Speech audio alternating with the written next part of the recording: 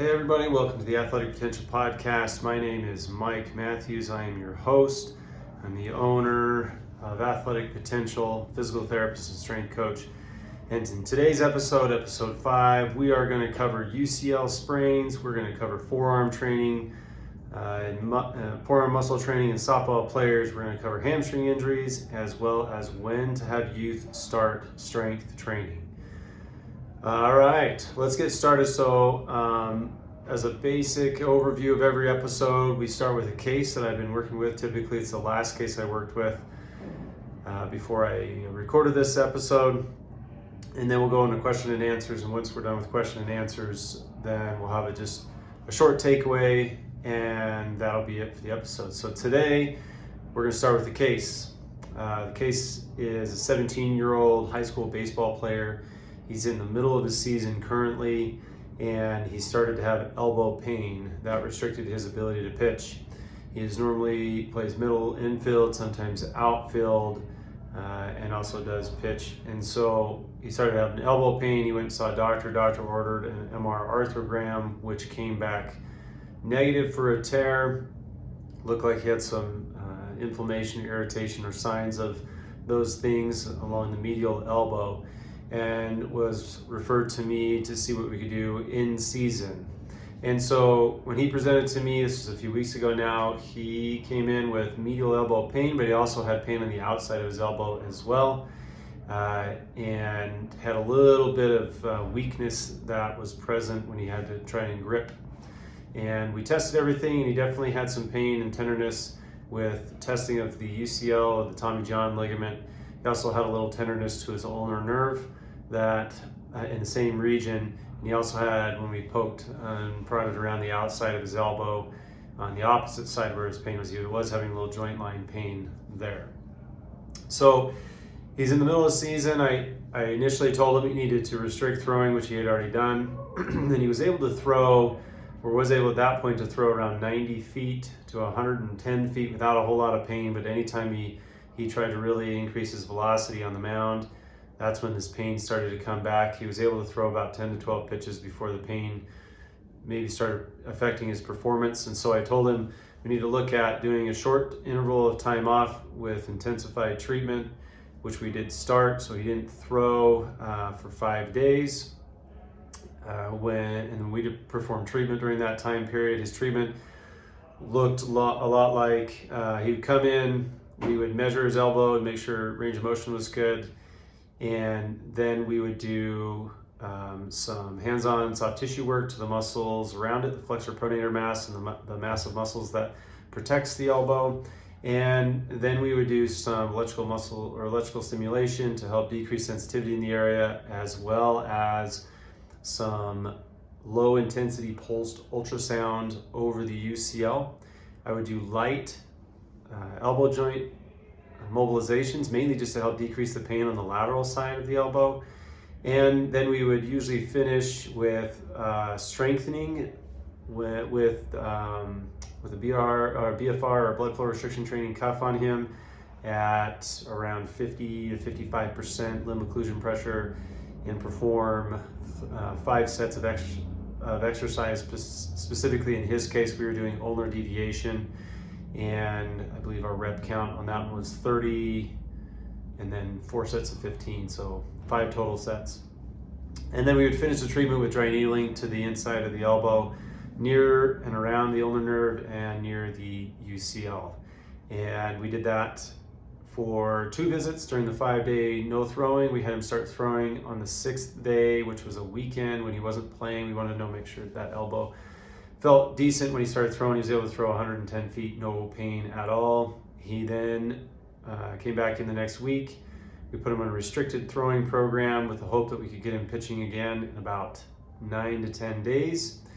And he played, during this time he did have games, and since he was able to throw 110 feet with no pain on multiple occasions, so I said it was okay if he played first base, which occasionally he does, as well as play second base, which he also did, and none of that seemed to bother him. Hitting, he was also hitting at the time, no pain with hitting. And so we were able to keep him playing, but he was unable to pitch. Now, it just so happened that it worked out. He didn't really need to pitch in those weeks, either because the teams that they were playing, they were substantially better than, or I believe he had a rainout. And so that gave him a little bit more time.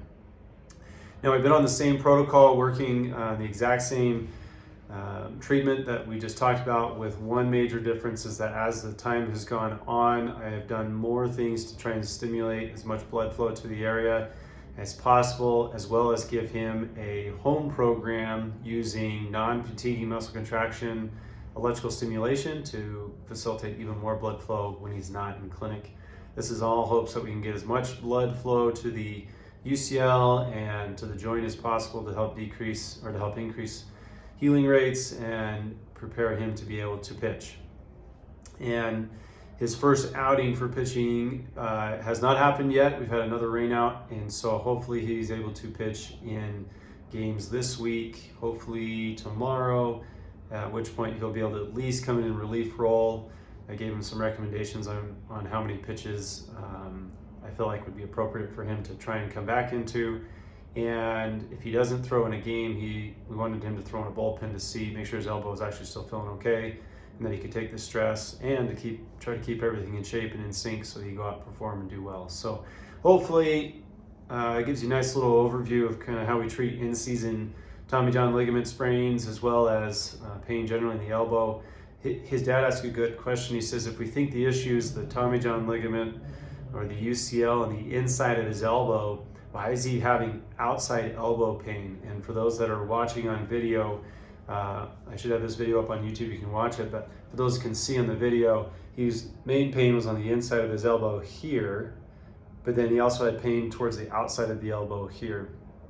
And we were able to figure out, and it makes sense, is that since he has a sprain of the UCL on the inside, when he goes into a position of layback during throwing, the UCL, the inside of the elbow, gets stretched just a little bit, and when the inside stretches, the backside actually compresses, and so he's actually getting bone pinching, where bones are coming together in the backside, and that's giving him some compression type pain on the outside aspect of his elbow.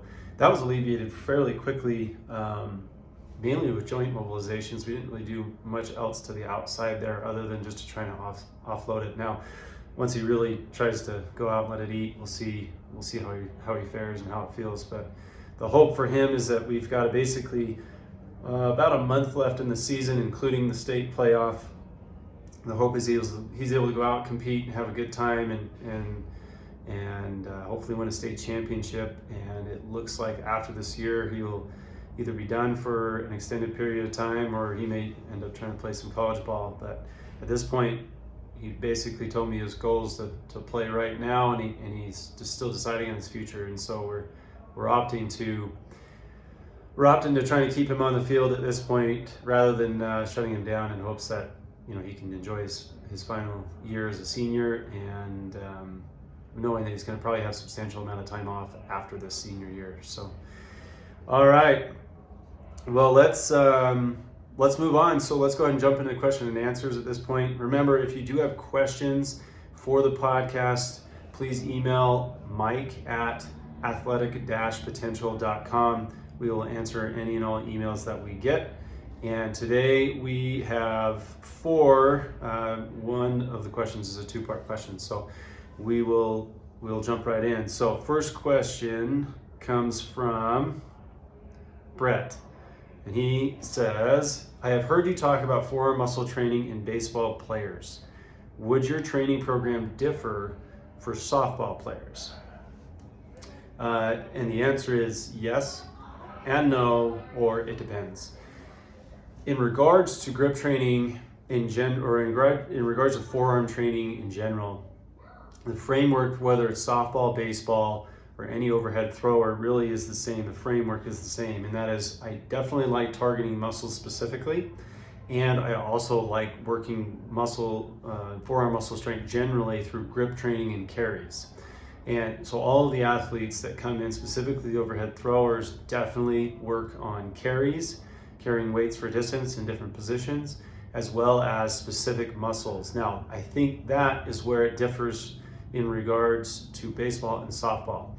Baseball players, I definitely target specific muscles, and so I do the same for softball players, but the windmill pitch in softball has different forces on it, on the elbow and on the shoulder, but we'll talk more specifically about the elbow, because when we talk forearm, that's typically what we're doing. But the windmill pitch has significantly different forces placed upon the elbow than in the overhead throw in baseball pitching. And when you look at the research in regards to windmill pitching, the forces on the elbow are mainly distraction. So they're trying to pull the joint apart. Specifically at the 6 o'clock position, when the ball comes down, at that position right before ball release, we're seeing significant traction forces, not only on the elbow, but on the shoulder. Now, when we look at the EMG studies that are out there for softball windmill pitches, one of the things that we see is that the flexor carpi ulnaris, and I'll link a picture to that in the show notes, but the flexi carpi ulnaris is significantly activated during the 6 o'clock phase with the arm down at the side, as well as the release at ball release. And so we know that we need to work the flexor carpi ulnaris. Good news is we've definitely got good exercises for that. And if you've listened to previous podcast episodes or not, I'll link again to the elbow protocol. We have a device that helps us really target the flexi carpi ulnaris. And so I definitely work isolation exercises with the softball windmill pitchers, specifically using that device, as well as working all the way to the fingertips. And so I like having the softball pitchers work not only in a full grip position, but also letting the fingers go out to almost full extension, but still holding resistance here, because we know the muscle group that comes and attaches on the inside of the elbow is involved in the wrist flick or the ball release with softball. And so I like to target that a little bit more. Now, the other way that differs, because I definitely do that with baseball players, but the other way that differs for me, at least the way I like to train the softball players, is that I train that in more endurance type situations than I do with baseball players. Both endurance is very important, but the one thing I always tell the difference between baseball and softball players is pitchers in baseball, although the forces are different and sometimes higher, and according to research studies, even though I'm not sure that's true, but the forces are different. But in softball pitchers, the repetitions can be substantially higher. We know baseball pitchers, if somebody throws over 120 pitches in a game, people start really worrying about it. And you look at softball pitchers, they'll pitch both games of a doubleheader, and the pitch counts will be substantially higher than that. And so I really like training softball players in more of an endurance role. I like doing it in an order, actually. So one of the first things I want to see from softball players is that they can really create a lot of I call just peak strength, right? What's the highest number they can generate on a device that we have here? We test it. What's the force? We try to get that as high as we possibly can within a certain time frame. And once we feel like we've peaked that force, then what we do is we start training endurance. And what I want to see is that they are able to continually replicate high forces on the testing, and or maintain a hand position or maintain the gripping over a certain number of period of time, which we can also do on one of the devices we have here. We can test for that. And so I like to train more in endurance. So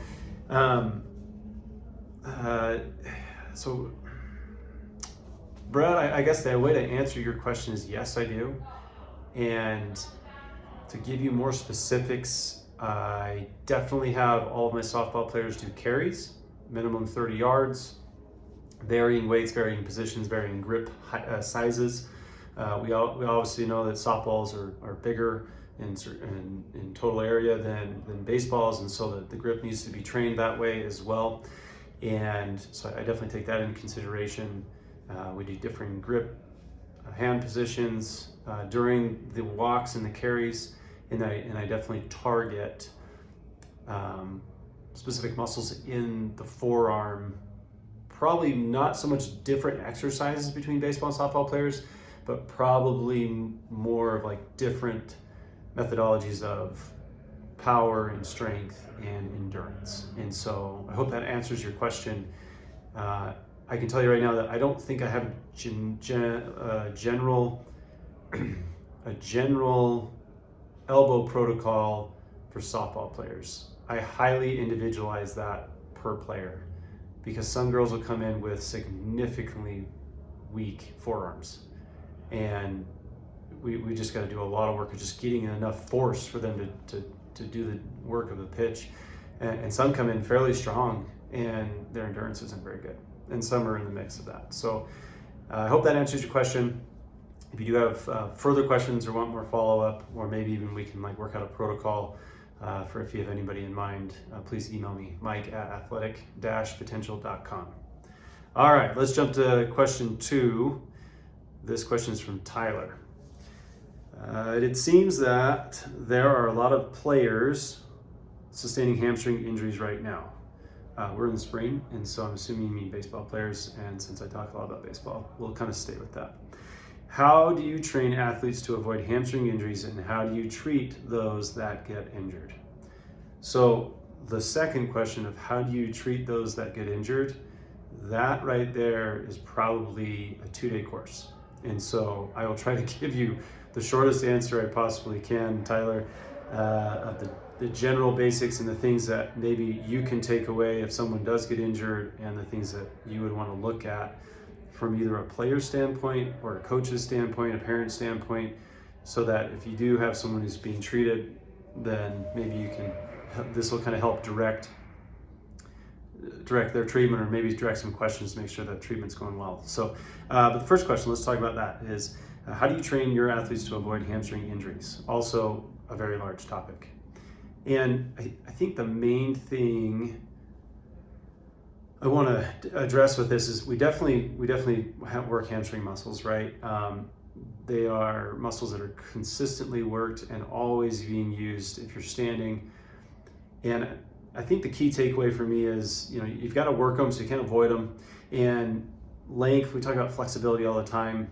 Flexibility is probably one of the least worrisome things for me in regards to training. Yes, there are kids with absolutely atrocious hamstring length. However, I don't go for length and hamstrings until I know everything else works. And now everything else is a very large term to use, but I can tell you right now, if I have an athlete who has very short or contracted hamstrings, I don't ever stretch that athlete until he or she can show me that they can stabilize their pelvis and have good core control. If they don't have good core control, I don't lengthen hamstrings, because those hamstrings may be as tight as they are simply because they're trying to hold the pelvis in position. So it's just something to take away there. But they have to essentially have to pass a core test and a core coordination test, I guess we would call it, where if they can't maintain certain positions with leg lifts and laying down and standing up, I don't really care about the hamstrings until they can demonstrate that. And then maybe I'll go after hamstring length.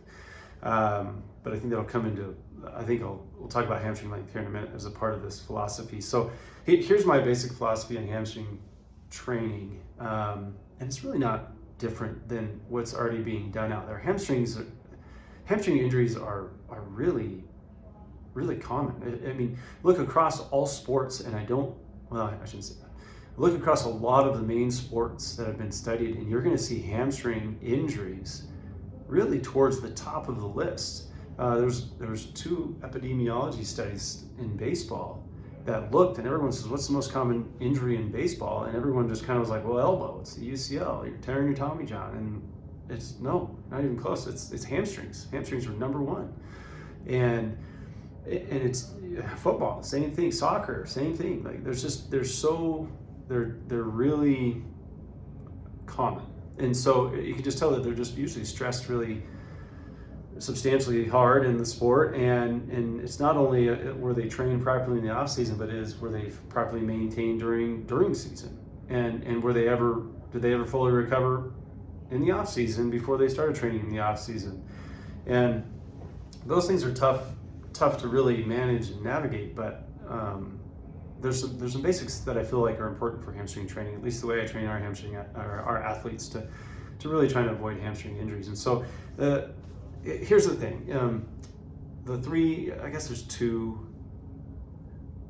here's the 2 things I'll give you. 1, I train hamstrings in every contraction type. So there's concentric contraction, that's kind of what you think. If you're sitting on a hamstring curl machine, it's when your leg starts out straight and you pull your legs underneath. Your muscle is shortening during that contraction. It's a concentric, shortening contraction. I also train them in eccentric, so that's lengthening contraction. So as you're doing an exercise, imagine you're already on the leg curl machine and you let your legs out straight, but you resist it as it comes up. That's eccentric, that's lengthening contraction. And then I also do a fair amount of isometrics in varying positions of the hamstring. Now, one of the things I feel like maybe a lot of people miss on hamstring training is that the hamstrings cross two joints, hip and knee. And so you have to train the hamstrings, in my opinion, you have to train the hamstrings in differing positions of both joints. So a lot of people will just do hamstring curls and they'll be sitting when they do it. And so now your hip is in flexion and you train your hamstring there. That's good. Maybe that makes it really strong there. But if you look at on-field events and what they're doing, typically their hip isn't in significant amounts of hip flexion. It's maybe more neutral or extended. Now, there's a lot of debate on when hamstring injuries occur. We know that there's some pretty good research suggesting that hamstring injuries typically occur on an eccentric contraction, lengthening contraction, trying to actually slow down or dissipate force, and that's when they tear. And so maybe that says we should train them more eccentrically. What I found is, and I don't have research to back this up, but training them just eccentrically does help, but I'm not saying it takes them away. So what we have done is said, look, we're gonna train these in all three different types of contractions, concentric, eccentric, as well as isometric, and we're gonna vary the positions that we do these exercises in.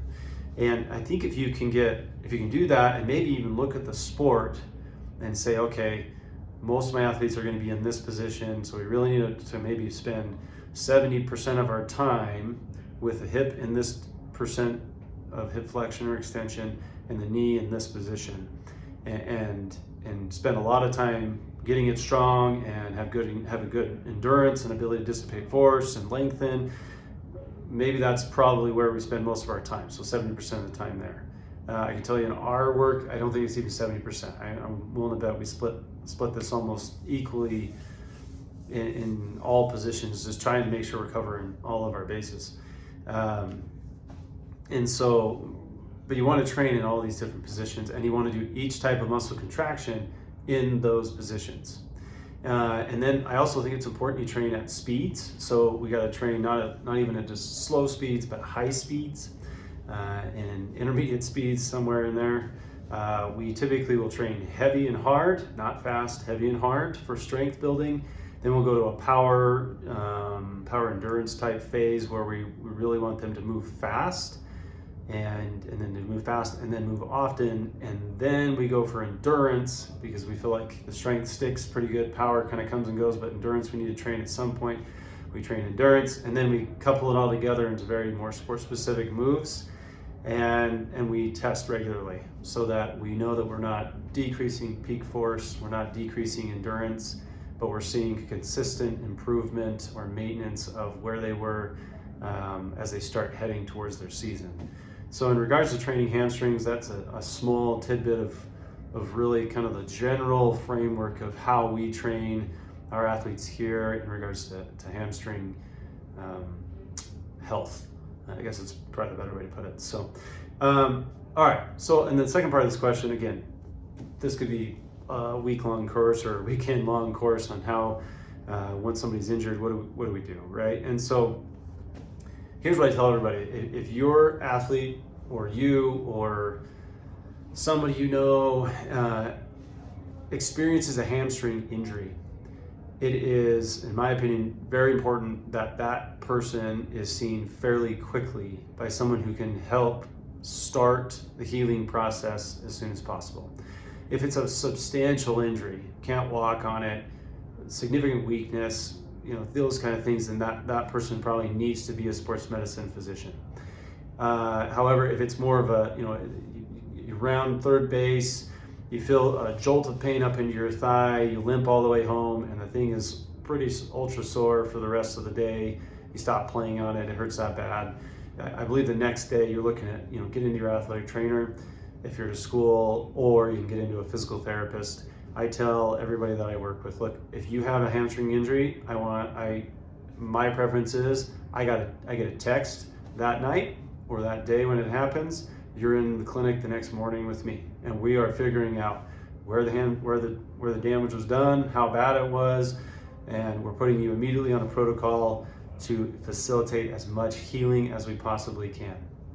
And so I think that's crucial for me, specifically with the first time hamstring injuries. A lot of people they pull their hamstring, and then what's the first thing that typically happens? They ice it. And I think we do more damage than good when we ice something like that immediately.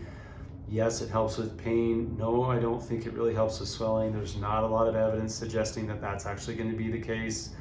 What we found is you definitely need to protect the tissue so you don't do further damage, but we also now need to let the body's natural healing response happen.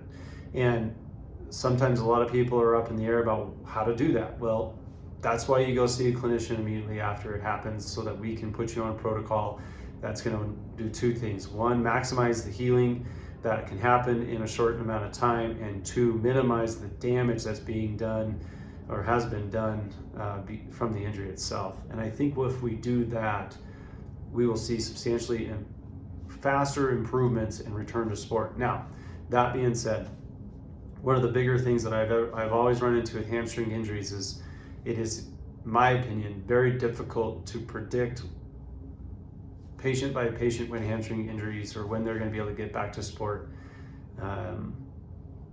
just because of how variable they are. I can't tell you this, and there's some research to back this up, and that is size of tear as well as number of tears or number of incidences of hamstring injury on the same side definitely prolongs your ability to get back. And we know in those cases that this turns now maybe in from weeks, probably goes to months before we're talking about getting them back. And so that's the case. So if you have an initial hamstring injury, it's really important, I think, if you're trying to avoid a future one, to take care of it the right way first time. And we'll see a decrease maybe in those secondary hamstring injuries. Once that second one happens, especially if you're in season, in a baseball season, say you're in a college baseball season or high school baseball season, that is a tough ask on a secondary injury and a bigger size tear to get back within the timing of the season, just because they take a long time. You may be able to come back in a limited role, but let's be honest, there is maybe pitching that you are not required to sprint. But even then, you still got to be able to push off a leg and land on the other leg. And if your hamstring hurts, you're probably not going to do very well. But all the other positions on the field at least require you to run in some fashion, and typically running and sprinting is one of the hardest things to get back to. So, sorry, a little bit of a rant there on hamstrings, but yeah, I think the main point here is let's get to treatment quickly, within hours. Let's get to someone who can help you get this feeling better as fast as possible. Healing will happen at its own rate. There's a biological rate that healing happens at, but we can improve the other factors, maybe try to enhance healing and take things away that may slow healing down. And so the idea is to maximize healing through good protocols that will allow for that healing just to naturally occur in the body. And so getting to a clinician who knows those protocols is probably your best option of getting back as fast as you possibly can. So I can tell you this in regards to getting guys back, one of the biggest things we've seen improvement in regards to our protocols here has been consistent testing of strength as well as length. We have criteria-based protocols, meaning that they go from phase 1 to phase 2 to phase 3, and in order to pass to phase 1 to phase 2, there's criteria. You got to show me good length in the hamstring, and you got to show me good strength in the hamstring, and then no pain, or minimal pain, meaning you have to be at a certain level. And that's true for every phase of our hamstring protocols, is they have to show a certain amount of length compared to the opposite or non-torn side, and they have to show adequate strength in regards to the non-torn side. I think one of the issues that we have in regards to recurrent hamstring strains and problems is that a lot of these guys come back either with improper hamstring length, meaning it's not a normal length compared to the other side, and they don't come back strong. I think that's probably the biggest one we see, is that strength-wise, I don't feel like a lot of these guys ever get full strength back in their hamstring. They get adequate strength to do the basics, but they still leave themselves prone to injury in the future because their strength isn't there. And that's because most of the time it feels good, it feels fine, but the problem is that there is definitely a strength deficit. And what we've seen in success with our clients that have hamstring injuries are those that at least get their hamstring strength equal to the other side. There's a lot of research out there suggesting, well, if you get 90%, that's good. And I don't like that. I like 100%. I want both legs to be as strong as possible.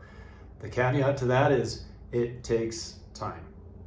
And that time is usually in season, or could work into season, or ends the season essentially. And it may be in crucial times.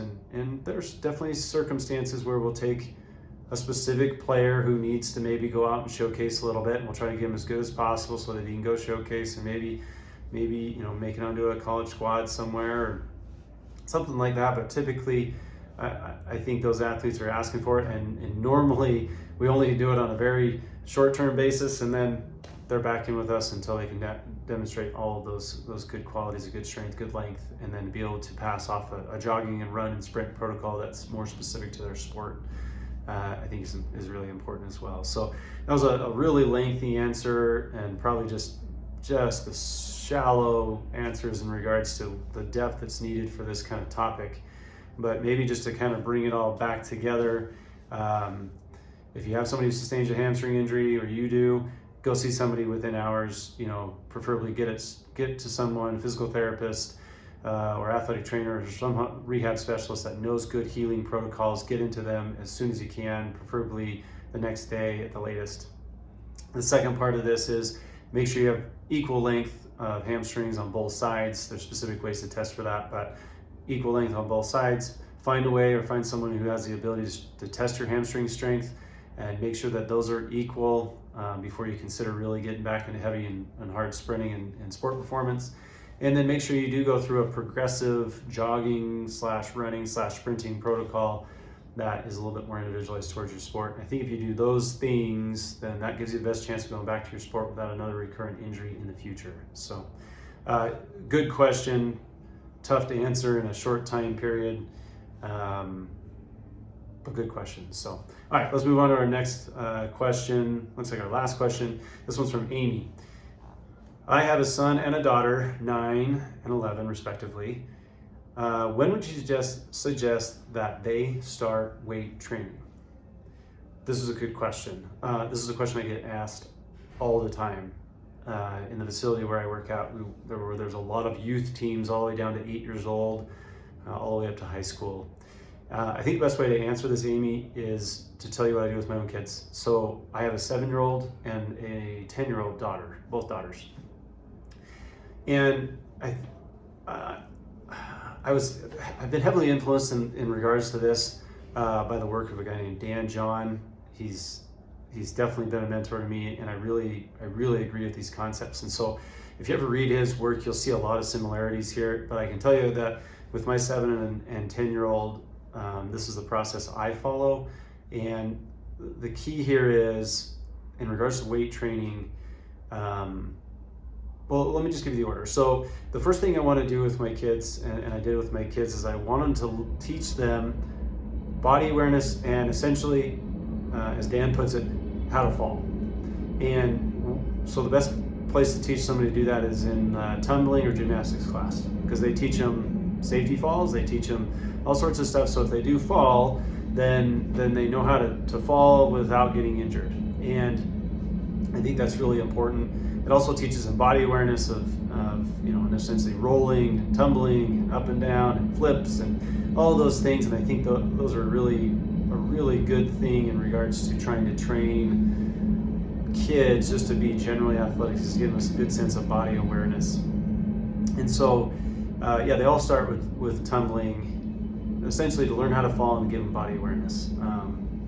And I can tell you as a side note story, my 10-year-old, when she was a lot younger and she had already been in tumbling for a little while, she was riding a scooter, and we were going down a little bit of a hill, and then there was a sharp turn, and she had to make the turn. Well, she went to make the turn and didn't make it. and the scooter hit the grass, so there's grass on the one side, and she went to turn and she didn't make the turn quite fast enough, and then she hit the grass, and so the scooter flipped out from underneath her, and I watched her literally perform a safety fall that she learned in tumbling onto the grass. And no, she didn't put her arms out, she didn't try to brace herself, she just went into I don't know, they call it safety bug or whatever they call it, put her arms down, hit the ground, and then rolled, and then she got up. And apart from grass stains and probably a good scratch on one arm, that was the only injury she sustained. And that was because she was taught not to put her arms out. And I don't know if she'd have broken her arm or something like that had she put her arms out. But either way, I looked at that and I just immediately was like, well, that was worth it. I'm glad we've taught our kids to do that, because that probably saved us some injury there, or has probably saved us injuries other places. So getting back a little bit to your question, when do you start weight training? Well, all of my kids have started with tumbling, and if I run into athletes here at Athletic Potential, I talk to them, what's your athletic history? If they're 9, I still ask them that. And dance or tumbling or soccer or those type of things. But if they don't say tumbling, they don't say anything that requires the use of falling and falling gracefully, then to be honest, they're training. A lot of times when we start training, we will do fall training. We'll teach them to get on and off the ground effectively. And because if they haven't been coached there or taught that, I think that's a great place to start. And so that's how we started. So we started tumbling with our kids. Now, the next thing we did is I really wanted to expose our kids to all sports, just a variety of sports. And so they've tried soccer, they've tried gymnastics, they've tried softball, they've tried, let's see, what else have we done? I feel like we've done a lot. I definitely want to have a lot of free play. So they're playing tag, they're playing, capture the flag. Those games require them to run around and move in different positions. I mean, heck, we've done kickball. Some of these are formal, some of these are very informal. But the idea is to expose them to a wide variety of sports and really just to see what they liked. Because I think the key at this point is their kids. I think you need to expose them and teach them, but give them a chance to find what they like. And that's, I think, important to do, especially at the age of your kids, is really just expose them to a bunch of different sports and really see where they excel or where they're really good athletically, and then what they like, what they enjoy to do. And so we did that with our kids. Our kids are naturally gravitating right now. They both still do tumbling and gymnastics. And the 7-year-old does soccer, and the 10-year-old is doing softball currently. And in the fall, the 10-year-old will likely do a different sport. We're not quite sure what she's going to do yet. And the 7-year-old will probably play soccer in the fall, because she just really loves soccer. But she's also, she actually showed some interest in baseballs, and so we may have her try baseball, or maybe even just do some flag football or something, because she showed some interest in that as well. So, so I think in regards to maybe youth development, this question is more youth development now than it is weight training, but that's kind of where we would start, is just try to expose them to a lot of sports, see what they like, and just see where they're good athletically, and maybe have them learn some other athletic skills that will help them in sports, maybe when they start getting bigger in the teenage realm. So to address your question directly about when do we want to start weight training, both my kids, so we have a gym at our house that's full of weight equipment, kettlebells, barbells, dumbbells, pull-up bars, rings, squat rack, trying to think what else we have, med balls, those kind of things. So our kids are familiarized with that equipment. And I think that's actually a good place to start, is you kind of just say, hey, look, this is a weight room. So the best way to do that in our case was my wife and I, we just went and worked out. And we invited them down to come work out with us, or if they just wanted to hang out with us while they worked out, they could see us working out and how we do things, and introduce them to a weight room. And then if they wanted to pick up a weight, then we would let them. So my 10-year-old, when she was 6, loved to walk over and pick up the 20-pound kettlebell and deadlift it. And so during that time, I just kind of talked to her, and I said, I wasn't like cueing heavily. I just said, hey, just stay taller when you do that, and she would do it, and then she would laugh and have fun and smile, and then go off and do something else. But so I think the best way to look at this is when you want your kids to start weight training, and that is when they have an interest in it. My 7-year-old, she started when she was 5. My 10-year-old started when she was 6, really. And now my 10-year-old does, she does cleans because she saw me doing it one day and wanted to learn how. So I got her a lighter barbell, and now she's doing cleans. It's a 15 or 20 pound barbell, and she cleans, and she just enjoys doing the cleans. She knows how to do carries. She's throwing med balls around. And just recently, I would say that we had her in with a group of other kids, specifically working on weight training. And so when it comes to actual weight training, I would say whenever they start becoming interested, the best thing you can do is to start teaching them the basic movements of training. And for me, again, heavily influenced by Dan John, I've already mentioned that previously, but I want to make sure that my kids and anybody I train, the youngest group I trained, this was somebody asked me this the other day, is like, what's the youngest group you've trained or are training now? I have a 10U group right now that I'm training, and my whole goal for them for the next 2 months is that they all do a hinge properly. It's like a deadlift, but if you want curious what that looks like, just Google or YouTube hip hinge. They need to squat properly. They need to do a proper push-up with good form, and they need to know how to try to either do a pull-up or what I call a horizontal row with body weight. And they need to learn how to just pick up stuff and carry it for a distance. And so if they can show me good form on all of those, all or most of the lifts that we do in the future are going to be kind of variations based on those specific movements: the hinge, the squat, pushing, pulling, and carrying. And what I found is training those specific movements with and without weight. The 10U group were not allowed to use weights till they could show me a proper hinge without weight, proper squat without weight, proper push-up. We aren't doing benching or anything like that. I'm not opposed to it, but if they can't do a proper push-up, I'm not going to have them try to lift and bench press or anything like that. We're not there yet. They can't quite do a proper push-up yet, not all of them at least, and so hopefully we'll graduate to some of those benchings movements, and all of them are still working on a pull-up. So the idea is that they don't get weights until they can show me good body weight movements, and then once they can do that, then I have no problem handing them a weight. Now it's graded, and make sure it starts light, and make sure the form isn't affected or is negatively affected by weight training. I'm a believer in progression in regards to training, so if a kid can handle a weight and do so over so many reps, it's usually 8 to 12, then I don't really feel bad about increasing the weight as long as they can show me that they can handle it properly and have good form. In the beginning, specifically if they're young kids, anything, I don't know, maybe my brain says anything 12 or under, maybe even under 12. I think 12-year-olds a little different now than they were before, but maybe 11 and under. The key for me is teach them the proper movements and to keep the weight room fun, and make them want to be in the weight room, enjoy being in the weight room, and realize that it is a part of their athletic development is getting stronger and working on it, but just to have them enjoy it. And so we definitely do some games, we definitely do other things that incorporate those movements with weights, and we try to keep it fresh and keep it fun for that younger group. And it's the same way my kids train. I usually walk into the basement, and I have my 10-year-old at this point. I'll ask her, I said, hey, you're writing the workout today, what do you want to do? And she'll tell me what she wants to do, and I said, you okay if I do it with you? And she says, sure. And so we go and work out. And then there are times where she doesn't want to work out and I'm working out by myself, and that's totally fine. But the idea is just getting used to a weight room, teach them the proper movements, and then keep it fun for them, and let them progress slowly over time. And I think that's probably the best way to necessarily when to,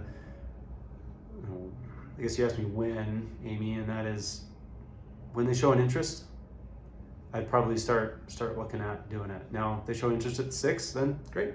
There's things we can do to help progress them towards weight training, and I think they would be just fine at 6. The hard part with 6-year-olds is, if we just teach them to pick something up, it can be anything, and that's probably, we'll call that weight training, and that'll be enough. And so anyways, I hope that answers your question. It's kind of a fun question. There's some significant debate over those type of things, and there's a lot of false, let's just say myths out there about weight training in youth. And I feel like that's probably your best bet is to kind of go along that route we just talked about, and if you have more questions, just shoot me an email and we can discuss it further. All right, well, it looks like that is all of our questions for today. So the takeaway for today, I was thinking about this the other day, and I was talking to an athlete who just decided that he was going to redshirt this year, and we had to kind of make that decision together.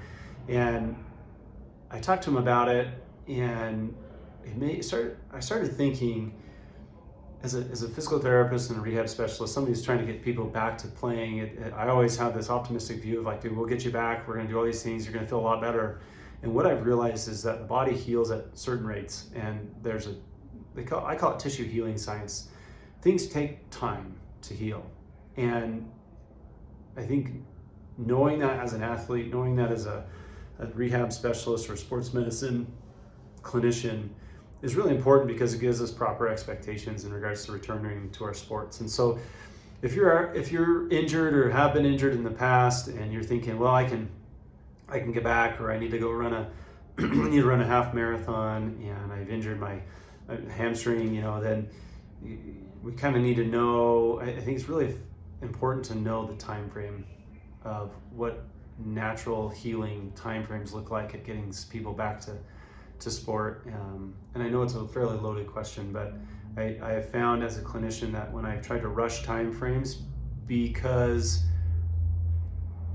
I just want to get a guy back on the field, it typically has ended either in them doing well for a time and then having to shut it down again, or they weren't able to perform at the level where they needed to. So takeaway for this one is, if you are injured or just have an injury or a nagging injury, those type of things, understand that time is a part of it, and knowing the time that it takes to get back from that type of injury will help you set proper expectations and also help to adjust your athletic goals so they don't feel like you're failing, but you're giving yourself a chance at achieving those athletic goals. And so that is something we deal with at Athletic Potential all the time. Is we get questions and we do consultations, and a lot of times we just tell people, look, you want to run a half marathon in 6 weeks, and this injury takes 3 months.